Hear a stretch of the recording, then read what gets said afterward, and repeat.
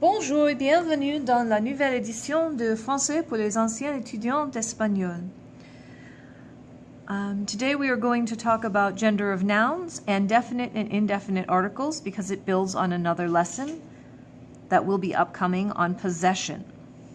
So s'il vous plaît, vous aurez besoin de votre cahier, bien sûr, et un crayon ou un stylo.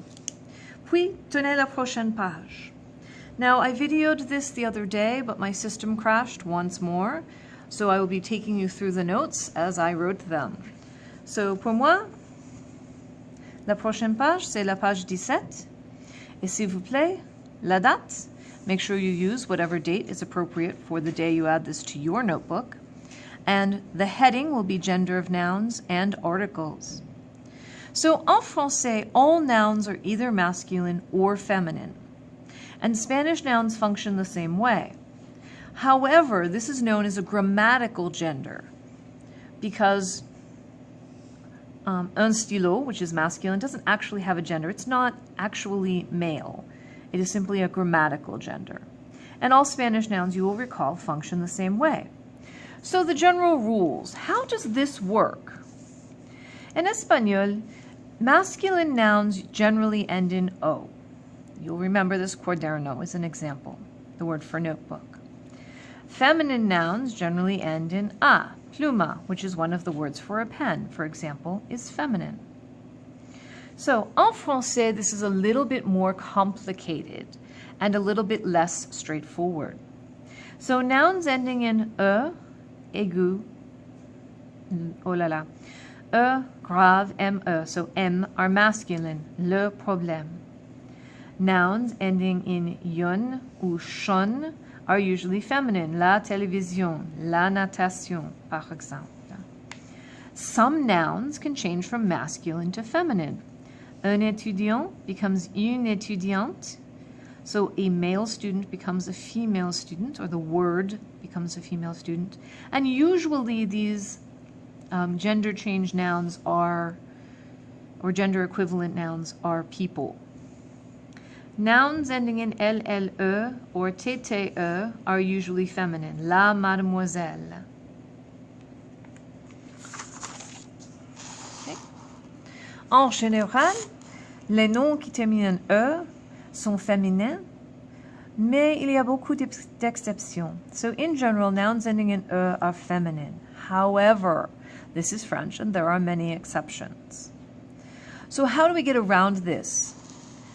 Tips for learning nouns. Learn nouns with articles in front of them. La salade, une pizza, these are feminine.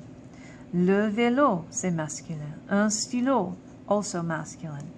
Look for context clues in the rest of the sentence. La page violette, the purple page. Violette ends in TTE, which is usually feminine. We have a la in the front, so this is feminine. Now, when you are in doubt and you are not sure, guess masculine. You will be right most of the time. Also, most borrowed words, or words from other languages, are masculine. Bon, how to make nouns plural? Most nouns will be made plural en ajoutant une S, by adding an S. La salade becomes les salades, because anytime you have a noun in French, all the words that are used to describe that noun must match, whether they're feminine or plural. If the ending is already S, there's no change. So we have, for example, par exemple, le français. And when we capitalize français comme ça, this is a French person. So the French person becomes les Français, the French people. If the ending is AL, ça change à A ou X. So le cheval becomes les chevaux. Le cheval, the horse, les chevaux, the horses. Puis, if a noun termine en U, ajoutez une X. So if it ends in U, add an X. Le genou becomes les genoux. Un hibou becomes les hiboux. And these are generally, nouns that end in U are generally masculine. Okay, so now to go to the next part, all of these nouns that I've used had a little word in front of them. There are two different types. Actuellement, un hibou becomes des hiboux. That was a mistake. So it should be an owl becomes some owls. So let's start with definite articles. Definite articles are small words that mean the. And you may recall in Español son el, la, los, y las. These are words that you saw quite frequently in your study of Spanish. En français, il y en a quatre. There are four. Il y a quatre articles définis. There are four definite articles. So nous avons des singuliers, puis les pluriels. So pour les masculins, we have le, ou, l'apostrophe, et les. Le, l'apostrophe, les.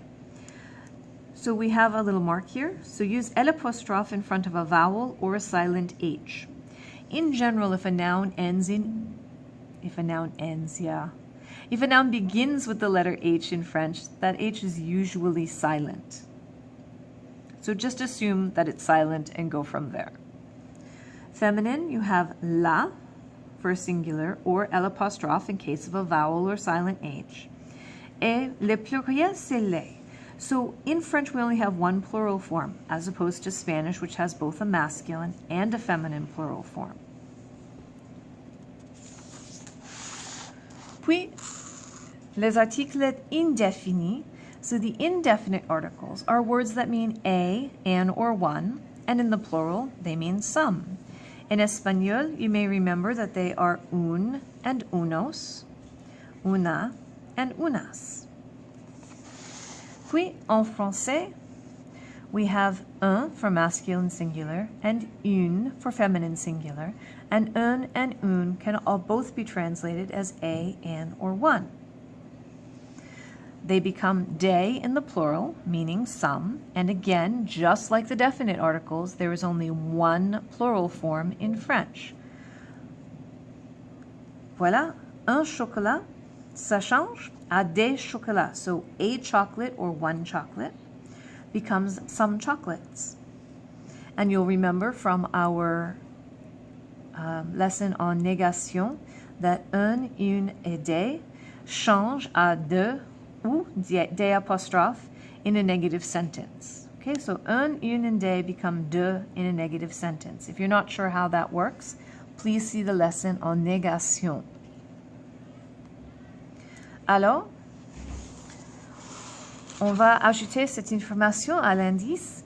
So puis, la date, le titre, gender of nouns and articles, et les pages. Pour moi, c'était les pages 17 jusqu'avant. Merci. Au revoir.